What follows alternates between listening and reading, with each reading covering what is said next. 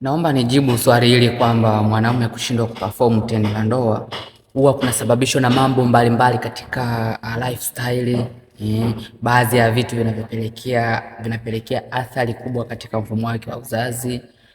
Twende moja kwa moja, mwanaume kushindwa kuperform tendo la ndoa huwa kunasababishwa, huenda kuna baadhi ya vitu ambavyo amewahi kuvifanya ambavyo leo hivi vimeenda affect katika mfumo wake wa uzazi, vilivyopelekea shinikizo katika injini zake za mfumo wake wa uzazi.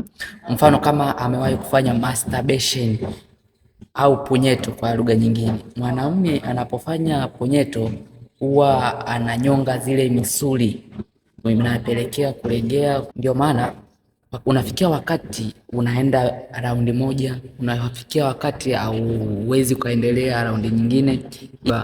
Hizi ni baadhi za sababu zinazopelekea mwanaume kushindwa kuperform wakati wa tendo la ndoa. Kama ni mwanaume umekuwa ukijiuliza kwa nini naenda mara moja na raundi nyingine nashindwa kabisa, huenda naweza nikarudia labda kesho yake na kuendelea, hiyo inaashiria una changamoto katika mfumo wako wa uzazi. Sababu nyingine inayopelekea mwanaume kushindwa kuperform tendo la ndoa hususani kuanzia miaka 50, 60 hadi 73.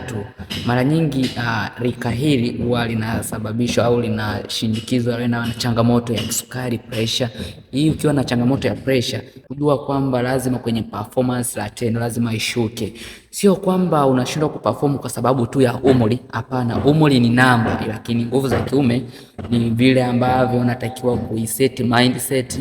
Kama wewe unapitia changamoto hii, kwani nimesaidia wanaume wengi sana waliokuwa na changamoto katika nguvu za kiume. Ni baadhi ya sababu hizi ambazo nimewahi kukutajia.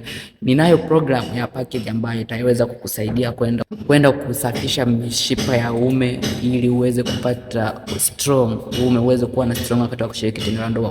Kama wewe unapitia changamoto hii, kuna bangu kwenye bio niweze kukusaidia programu hii ya matibabu na usimamizi wangu mwenyewe uweze kuondokana na changamoto hii.